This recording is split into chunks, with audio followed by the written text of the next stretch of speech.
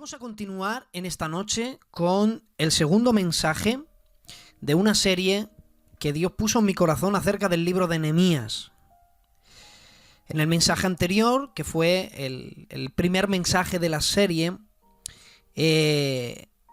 hablemos acerca del inicio de las 70 semanas, la conexión que tenía con nuestro libro, las 70 semanas que el ángel Gabriel en el capítulo 9 de Daniel le cuenta. Y después de habernos ubicado en un contexto profético e histórico, pues comencemos con nuestro libro y desarrollemos los 3 primeros versículos, o sea, del 1 al 3, donde pudimos ver a nuestro personaje central del tema, que es Nehemías. Pudimos ver la gran preocupación que Nehemías tuvo acerca del pueblo y también el lugar, Jerusalén. Entonces él siempre, hablemos de que él daba importancia primero a las personas. Por eso dice, ¿cómo están los que han salido de la cautividad? O los que han quedado de la cautividad, ¿cómo están también el pueblo? ¿Cómo están los varones? ¿Y cómo está Jerusalén? Entonces vimos a Nehemías preocupándose, o sea, la reacción de Nehemías al escuchar el estado de Israel. Pues claro, la preocupación, antes él escuchó cómo estaba porque había una preocupación en él por saber cómo es que se encontraban. Él pregunta y a esa pregunta recibe una respuesta que para él no es agradable. Ahí lo dejemos. Hoy vamos a continuar. Por eso he titulado este mensaje El comienzo. O sea, el comienzo de una reforma. O el comienzo de una restauración. Quiero que sepan, dejar claro, que a lo largo de estos mensajes tienen muchísimos principios de restauración. Entonces, cuando escuchemos y analicemos todos los mensajes, vamos a descubrir en su totalidad que hay un montón de principios, muchas semillas que nos llevan a cómo ser reformadores, cómo ser cristianos capaces para restaurar. Y van a entender estas palabras cuando escuchen este mensaje. Segundo mensaje de esta serie, el comienzo, así lo he titulado, y seguimos con nuestro maravilloso libro de Nehemías, esta vez el capítulo 1 y el verso 4. Vamos a ver la reacción de Nehemías ante una noticia trágica de cómo es que está el pueblo de Israel. Cuando le dijeron que estaban en gran afrenta, el muro de Jerusalén derribado y sus puertas quemadas a fuego, verso 4, y oí estas palabras, me senté y lloré. O sea, me encanta el inicio de cómo reacciona Nehemías ante las noticias trágicas. Dice que cuando él las escucha, lo primero que hace es que se sienta. Porque creo que en este tiempo que estamos viviendo necesitamos calma. O sea, tranquilidad. Creo que vivimos una vida cristiana muy estresada. Pero creo que cuando tenemos que involucrarnos en la obra de Dios y sobre todo en una obra de restauración, de ayuda a los demás, tenemos que sentarnos, tenemos que tranquilizarnos. Las noticias se digieren mejor con tranquilidad que nervioso. Cuando uno está nervioso, las noticias que les llegan, sobre todo cuando son noticias trágicas, pues no se controlan igual que teniendo una actitud de tranquilidad. Me encanta que se sienta Nehemías. Y hoy voy a estar leyendo algunos versículos que no vamos a trabajar con todos. Yo os diré con cuáles. Cuando oí estas palabras me senté y lloré. E hice duelo por algunos días, y ayuné, y oré delante del Dios de los cielos. Ese es el verso 4. Del versículo 5 al versículo 10, Nehemías, lo que aquí leemos en esos 5 versículos, encierra cuál fue la oración de Nehemías. En esos 5 versos, del verso 5 al verso 10, lo que encierra este pasaje es una oración de perdón y misericordia. Durante 5 versículos, primero él se ha sentado, y después de estar sentado, él dice que hizo duelo por algunos días. El resumen de la oración fue primeramente que pidió perdón a Dios por los pecados del pueblo. Primero se mencionó él a sí mismo. Por ejemplo, vamos a estar leyendo algunos. Nehemías dijo: ahora estate atento tu oído y abiertos tus ojos para oír la oración de tu siervo, que hago delante de ti de día y de noche. Atención, por los hijos de Israel, tus siervos, y confieso los pecados de los hijos de Israel. Nos hemos rebelado contra ti. Se menciona el primero: yo y la casa de mi padre hemos pecado. En extremo nos hemos corrompido, no hemos guardado tus mandamientos, ni los preceptos que diste a Moisés. Y empieza Nehemías con una oración de ruego y de perdón. Esos 5 versículos no nos vamos a detener, pero sí nos vamos a detener con la reacción de Nehemías ante esa noticia trágica. Y vamos a dar un salto del verso 4 al verso 11. Con el verso 11 vamos a terminar este mensaje. Porque miren, el verso 4 del capítulo 1, del verso 1 al verso 3, es el interés que tiene Nehemías del pueblo. Del verso 4, el verso 4 es cómo él reacciona ante esa noticia. Del verso 5 al verso 10 es la oración que Nehemías hace. Y el verso 11 es la petición dentro de esa oración. Así es como desglosamos el primer capítulo del libro de Nehemías. Así que si ustedes ven que yo no me paro en los versículos del 10 al 11, es por ese motivo, porque del 5 al 10, es una oración de ruego y misericordia. Es el resumen de la oración de Nehemías, pidiendo perdón a Dios. Aclarado esto, vamos a analizar la actitud de Nehemías y vamos a aprender grandes principios que, aplicándolo a nuestra vida, puede ser que nosotros aprendamos cuál debe ser la actitud en los momentos de ayudar.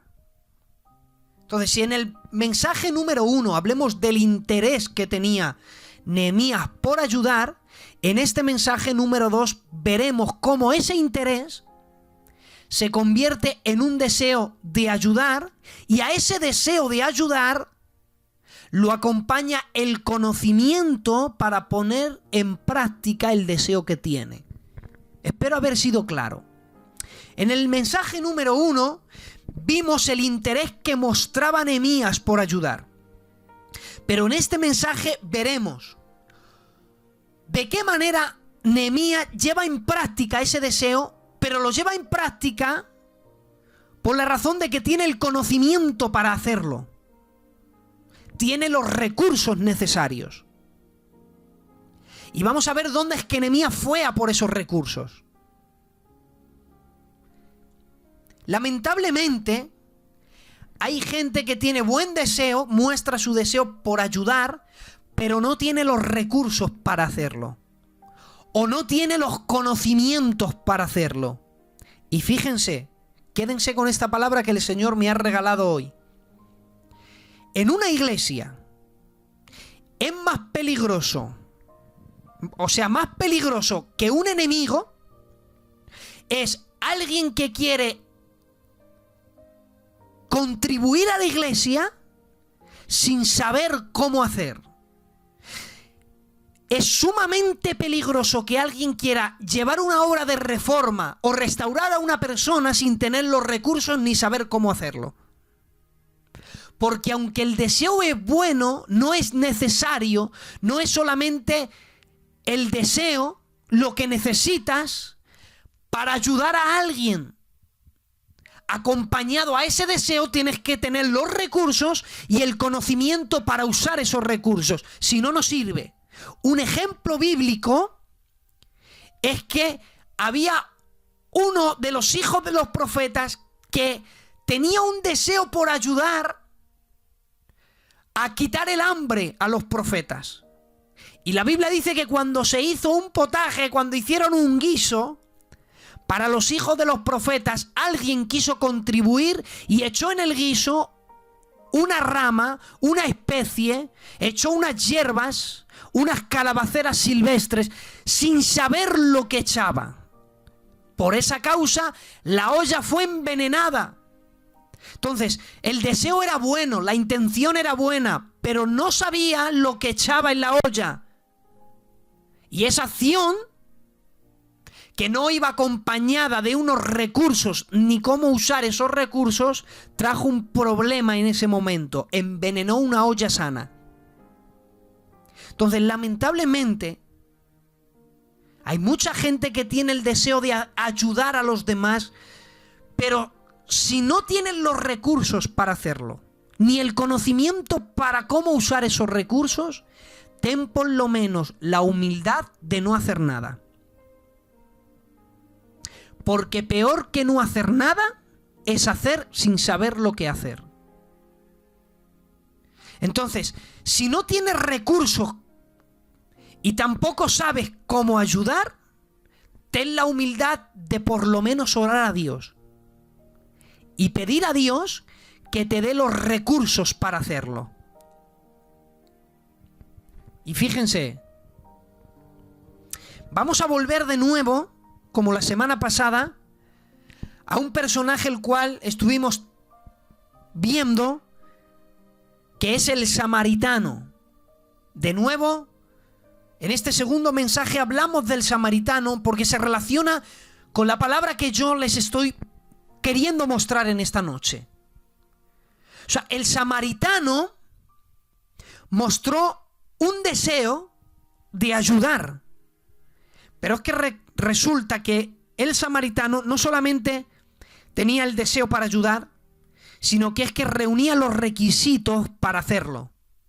Por eso en el samaritano vemos 4 puntos muy importantes. Número 1, el samaritano tenía deseo de hacerlo. O sea, para ayudar a alguien, tienes que tener el deseo de ayudarlo. Si no te mueve un deseo, mejor que no hagas nada. A veces hacemos las cosas, bueno, por cumplimiento. Esa es una frase muy típica. Oye, hay que visitar a un enfermo. Y vamos, pero vamos por cumplimiento, es que tenemos que ir. La palabra cumplimiento es una palabra compuesta. Cumplo y miento. Eso es lo que significa la palabra cumplimiento. Es cumplo, pero miento. ¿Por qué miento? Porque realmente no deseo de hacer lo que estoy haciendo. O sea, voy por ir. Hay un matrimonio que necesita ayuda y voy por cumplimiento. Hago las cosas por cumplimiento. O sea, no hay un deseo de hacerlo. Pero es que el samaritano tenía el deseo de querer ayudar. Ese era el punto número 1. Pero el punto número 2 es que el samaritano sabía cómo hacerlo. Porque no te basta querer ayudar.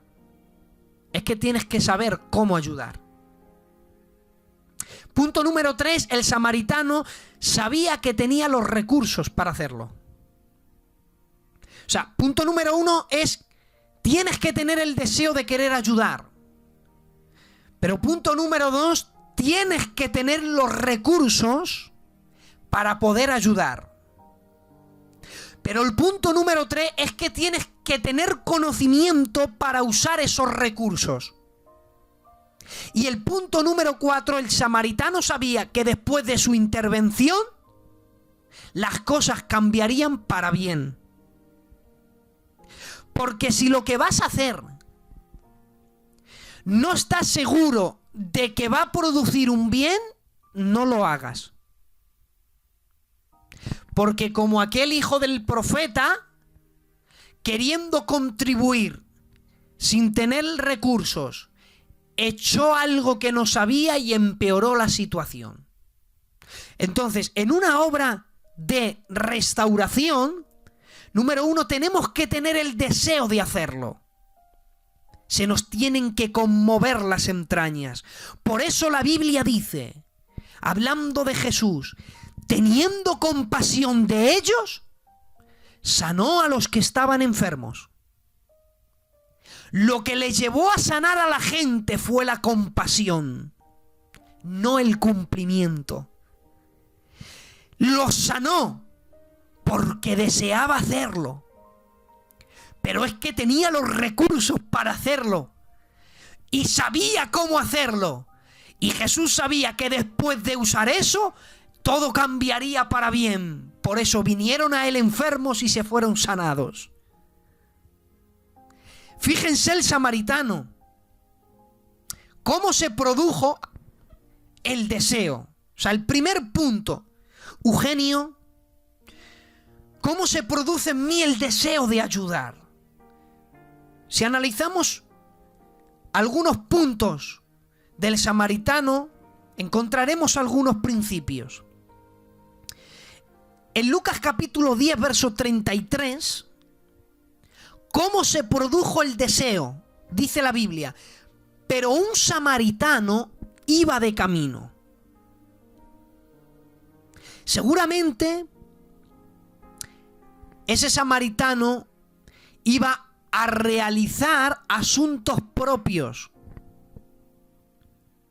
Sin embargo, cuando vio al herido, ahí es que se produjo el deseo. Cuando vio al herido. ¿Cuándo es que vio al herido? Bueno, iba haciendo sus cosas. Iba de camino. Seguramente a realizar asuntos propios.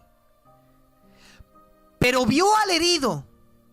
Y dice la Biblia, vino cerca de él. Y viéndole. Es decir, que no solamente fue necesario que yendo de camino él viera al herido. Es que dice la Biblia que después de verle, vino cerca de él. Es decir, le vio de lejos. Pero verle de lejos no era suficiente. Por eso es que dice la Biblia que se acercó a él y repite, y viéndole. Porque si no te acercas a una persona, a la persona herida a la cual quieres ayudar, realmente no vas a ver en él la realidad. Porque desde la distancia las cosas se distorsionan. Por eso la Biblia dice que vino a él, dice, y viéndole.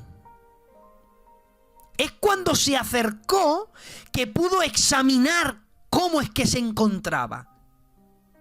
Después de examinar con sus propios ojos, no que le dicen, sino que él lo está viendo. Después de ver las heridas que él tiene, produjo en él ese deseo, fue movido a misericordia. ¿Saben lo que significa la palabra misericordia? La palabra misericordia también es una palabra compuesta.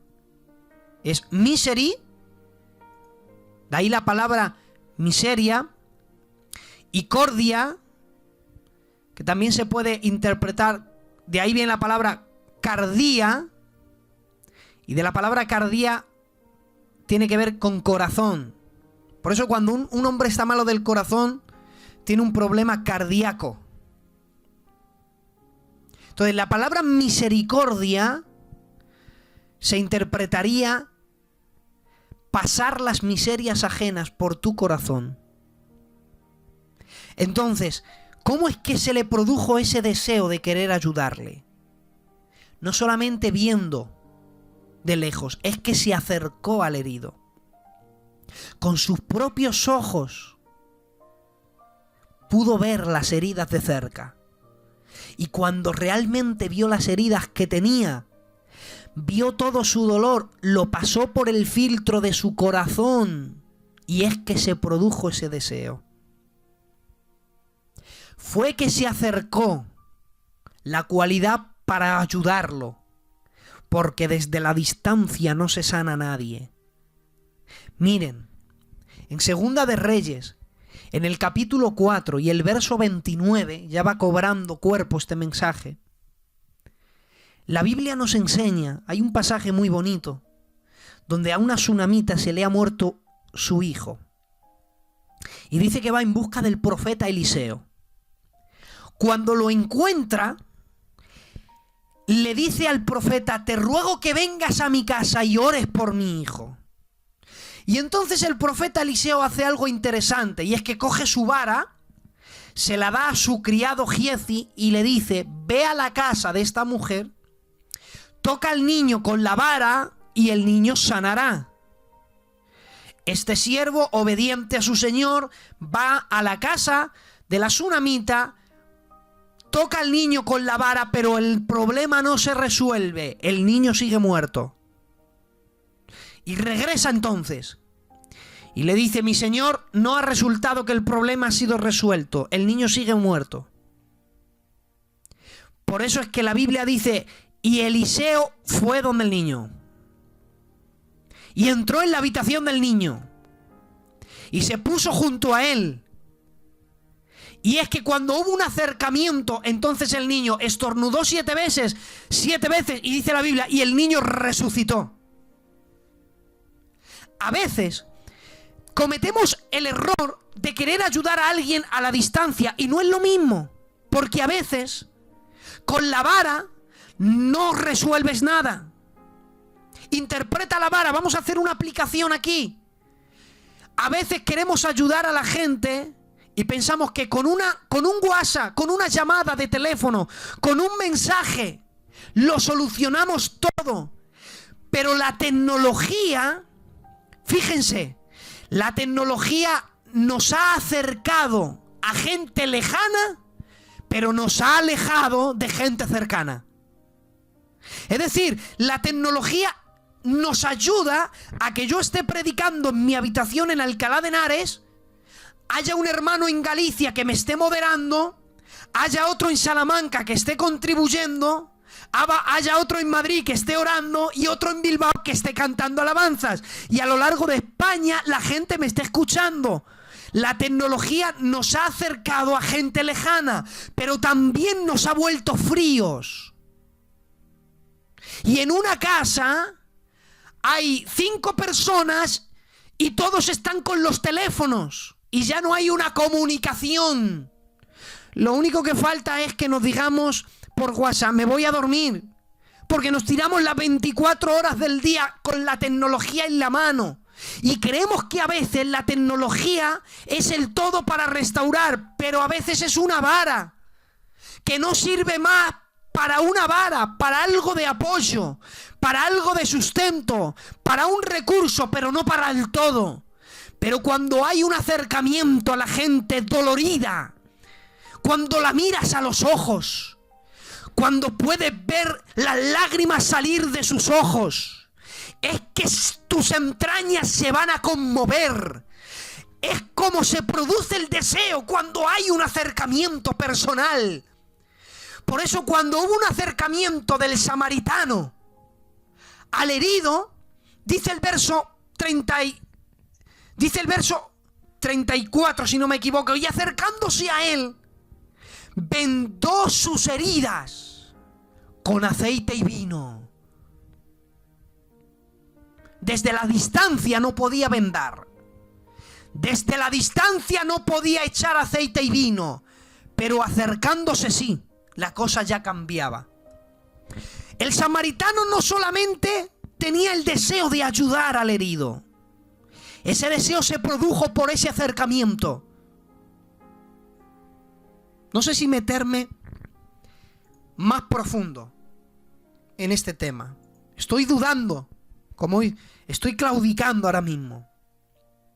¿Cuántos matrimonios se pierden por la falta de comunicación? Mujer, bueno, primero vamos a empezar con los caballeros. Mujer, muchas veces te sientes dolorida y lo que necesitas es un esposo que te escuche. Miren, amados hermanos, con amor y con cariño, cuando a una mujer, ¿quieres hacer una mujer feliz? Ponle los oídos, escúchala. ¿No te imaginas lo bien que un varón hace cuando pone los oídos a su mujer y la escucha? Pero escuchando, mirándola a la cara, que vea que tienes interés de ayudar. Porque a veces nos hablan y miramos para otro lado. Y al cabo del rato decimos, ¿qué? Y dice, no, nada. Es que hemos perdido la visión. Es que hemos perdido ese acercamiento. Mujer, de vez en cuando deberías pasearte por el corazón herido de tu esposo. Que a veces, aunque nos creemos muy duros, pero necesitamos unos oídos que nos escuchen, unos ojos que nos miren, una mujer que comprenda. Hemos perdido ese acercamiento y estamos alejando a las personas más queridas. No solamente tenía ese deseo el samaritano, es que tenía los recursos para sanar. Dice la Biblia que tenía aceite y vino y vendas. ¿Por qué he dicho que si no tienes recursos no sanes? Porque a veces, hermanos, con nuestras heridas vamos a la iglesia y en vez de echarnos aceite y vino y vendarlas, nos echan sal y vinagre. Y empeoran las heridas. Por eso, si tenemos que aprender un principio para ayudar en este pasaje, es que todo cristiano debería llevar su botiquín para sanar. Y tener aceite, vino y vendas. Porque no sabemos cuándo en nuestro camino nos encontraremos con un herido. Daros cuenta, el samaritano tenía recursos para sanar. Él iba de camino, no iba a sanar a nadie, iba de camino a hacer sus cosas. Pero en su camino se cruzó en medio un herido. Le miró, se acercó y se conmovió. Y entonces tenía recursos para sanar. Pero es que resulta que sabía cómo hacerlo. Lo sanó, chico. Sanó sus heridas. No sabemos cuándo en nuestro camino nos encontraremos con un herido. Y a veces los heridos que aparecen en nuestro camino están más cercanos de lo que nosotros pensamos. Nuestros hijos, nuestros hermanos, nuestros padres, nuestra compañera, nuestro compañero. A veces el herido que está tirado en el camino está más cerca de ti de lo que piensas. Por eso siempre tienes que tener recursos para sanar, pero tienes que pedir a Dios el conocimiento para hacerlo y llevarlo a cabo. Por eso tomamos todos estos principios y volvemos al libro de Nehemías, porque todos estos requisitos los reunió Nehemías. Cuando él escuchó la situación tan trágica que tenía Jerusalén, se le conmovieron las entrañas dentro de él. Él quería hacer algo, pero claro, aunque él quería hacer algo, no podía llevarlo a cabo por la razón que Nehemías se encontraba a 3.800 kilómetros de distancia. Por mucho que quería ayudar, no podía hacer nada. Porque él tenía el deseo, pero no tenía los recursos. Porque a menos que Nehemías no pudiera teletransportarse, él no podía ayudar. ¿Qué le separaba? La distancia. 3.800 kilómetros, claro, aunque él quisiera ayudar no podía. Tenía un deseo, pero no podía llevarlo a cabo. Tenía un deseo, pero no tenía los recursos. Ya hemos visto cómo es que se produce el deseo con el acercamiento. Pero si no tenemos recursos como Nehemías, ¿dónde conseguimos los recursos? Pues conseguimos los recursos de la misma manera que Nehemías los consiguió. Dice la Biblia que cuando escuchó el estado de Jerusalén y el pueblo, como él no tenía recursos, dice la Biblia, entonces oré y ayuné. Entonces, cuando tengas el deseo de ayudar, pero no tengas los recursos para hacerlo, tus recursos están en la comunión con Dios. Y fíjate, me sorprende que diga de Nehemías.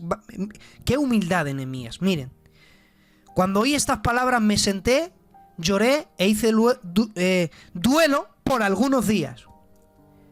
Y ayuné. Y oré delante de Dios. Dice por algunos días. ¿Sabes cuánto tiempo estuvo en oración y ayuno? 4 meses. Estuvo 4 meses y dijo que estuvo unos días. Es decir, desde que Nehemías empezó su apartado de oración, y ahora vamos a explicar lo que es oración y ayuno aquí, que no es lo que nosotros tenemos en mente. Desde que él empezó hasta que recibió respuesta pasaron 4 meses. Y él dice unos días. O sea, él dedica meses y dice días. No mintió, porque realmente 4 meses pues son 120 días. O sea, mentir no mintió. Pero lo expresó como días. Y nosotros oramos minutos y lo contamos como horas. Hemos apartado tantas horas para Dios. Unos minuticos nada más. Sin embargo, Nehemías tenía esa gran humildad. No habló de meses, habló de días. Y dice que durante esos días, es decir, durante esos 4 meses, Nehemías lo que hizo para conseguir los recursos es que oró y ayunó. Cuando la Biblia dice que oró, la oración, escúchame bien, no es que estuviera las 24 horas, los 4 meses, encerrado en su habitación, de rodillas orando sin parar. No, Nehemías no hizo eso. O sea, eso no significa ahí la palabra oración en ese caso. Porque la oración, aprende este principio, la oración no se mide por el tiempo. La oración en un cristiano debe ser una forma de vida. La oración no se mide por el tiempo invertido, sino por la vida constante al tener comunión con Dios. Nehemías oraba siempre. En su vida diaria, en su trabajo, constantemente Nehemías oraba. A eso se refiere los 4 meses de apartado de oración. Constantemente. Él tenía una vida comunión con Dios constante y constantemente Nehemías oraba a Dios. Y para que vean ustedes que orar no es cuestión de tiempo, voy a extraer una palabra del mensaje de la semana que viene. Cuando el rey le dice, Nehemías, ¿qué cosa pides? Dice la Biblia, entonces oré al Dios de los cielos y le dije al rey.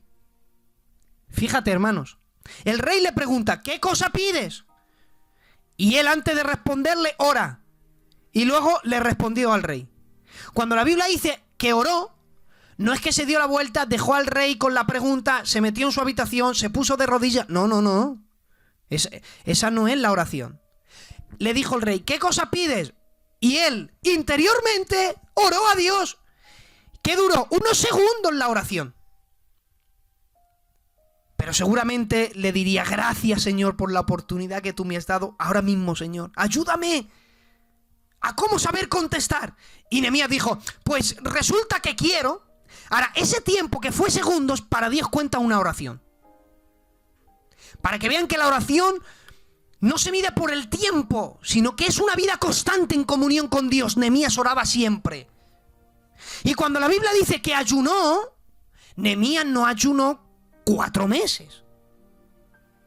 Cuando nosotros hablamos del ayuno, y voy a ir terminando, el ayuno no es solamente, es parte, y ahora lo voy a explicar, de abstenerse de alimentos.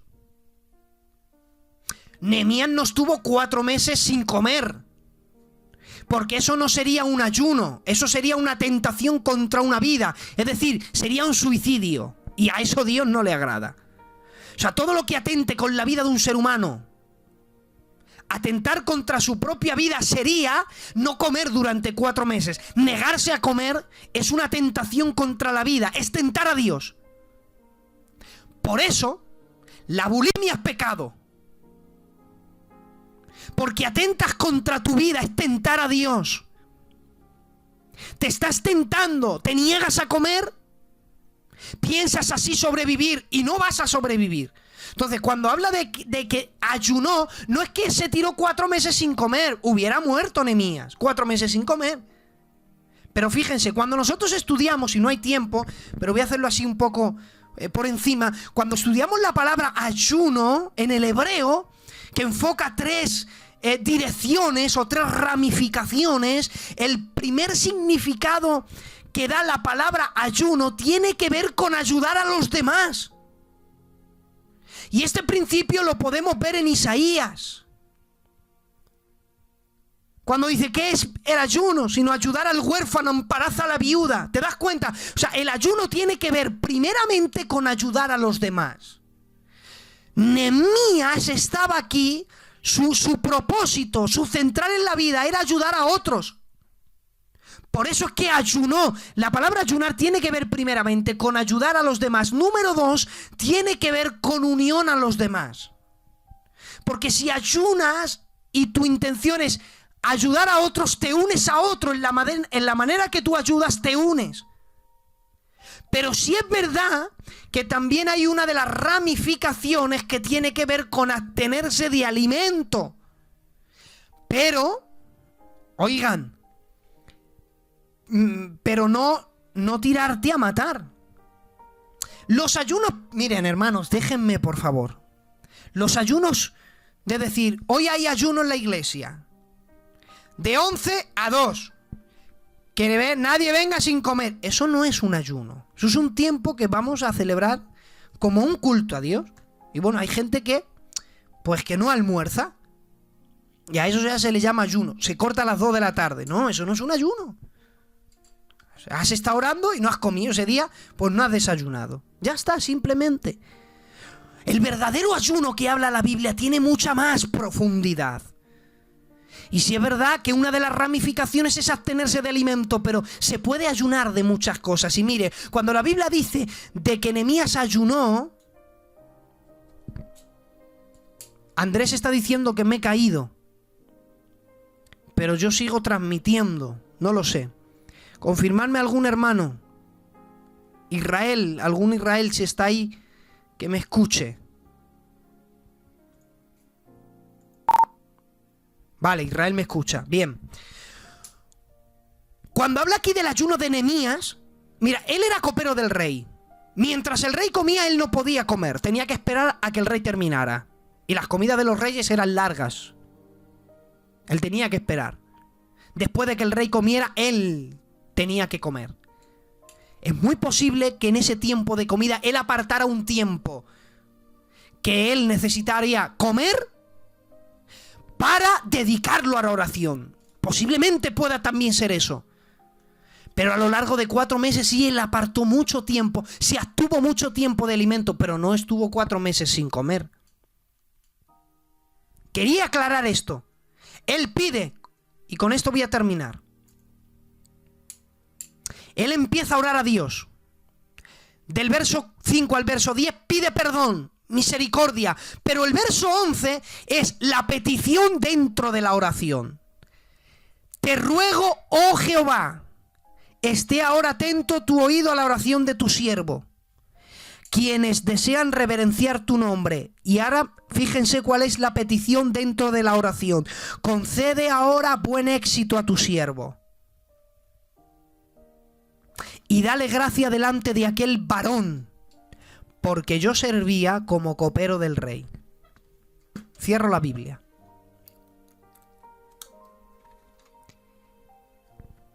Él tenía el deseo, no tenía los recursos, pero él sabía quién los tenía, Dios.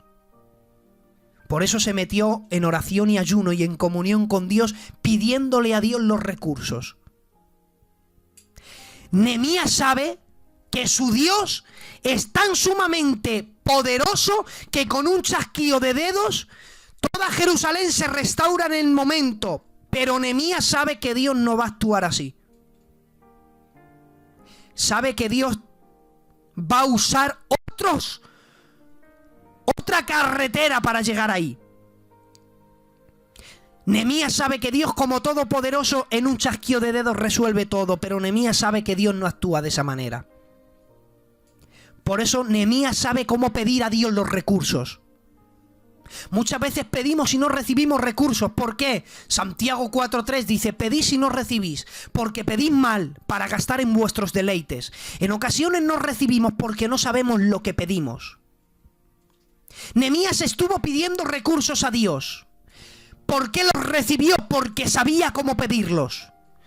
Nehemías, dentro de la oración, tenía una petición: Señor, quiero ayudar a Jerusalén y a tu pueblo. Yo no tengo los recursos, pero yo sé quién sí los tiene mi rey.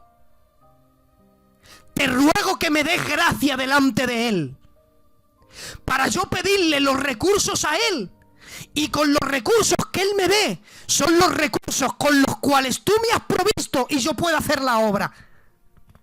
Fíjense la gran sabiduría que tenía Nehemías. Sabía que los recursos que iba a recibir de Dios los tenía que recibir a través de otra persona. ¿Quién? Al rey a quien servía.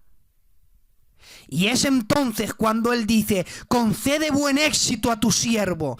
El éxito era que él recibiera los recursos.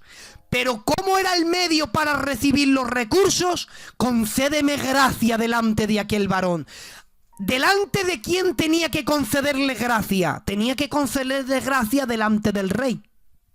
Si Dios no concede gracia a Nehemías delante de Altajerjes, Nehemías no tiene los recursos para llevar a cabo sus deseos.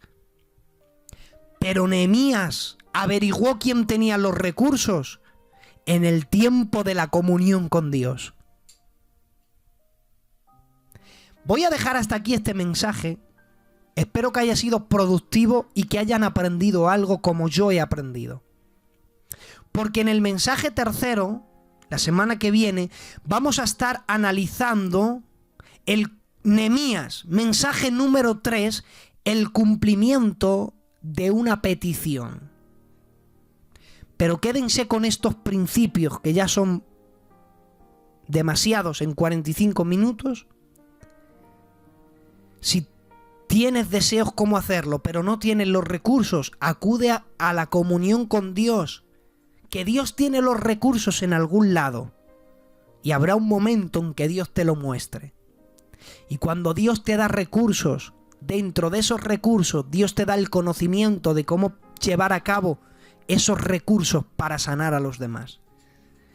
Que Dios les bendiga, familia de Conquistando Corazones. Quiero dejar hasta aquí. Hoy terminamos el capítulo 1 de Nehemías.